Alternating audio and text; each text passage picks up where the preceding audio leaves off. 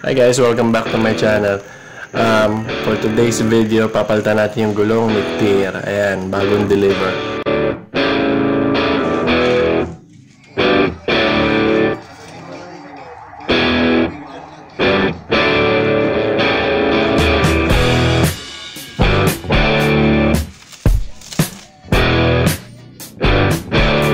So ayan guys, regalo sa akin ni Jackrabbit by CST.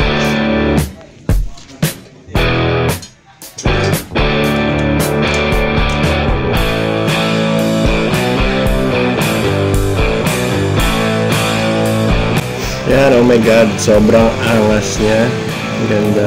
Itim na itim pa, bagay na bagay kay TIR. Ganda. Hopefully fast rolling to, pero based sa reviews niya, fast rolling naman, mukhang fast rolling naman siya. So yan, nakaka-excite gamitin. Tapos isa pang ginawa kong upgrade is yung kanyang handlebar grip. Yan sa The Bomb, yung skull bike grips nila. Hopefully makapit to, lalo na pag maulan.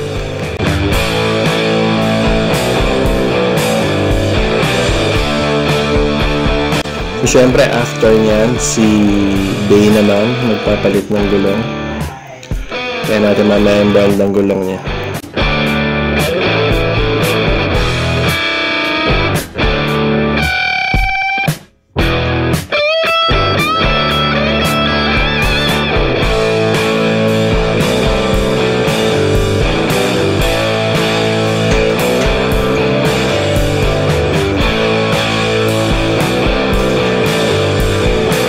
So ayan, tire reveal.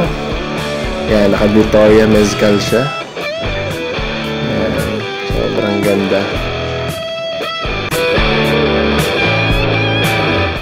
So ito guys, testingin natin yung Jackrabbit by CST. Initial findings ko is 50% less power yung kailangan para i-pedal siya. Uy, ganda ng motor oh. So far, okay naman siya. Mukhang fast rolling.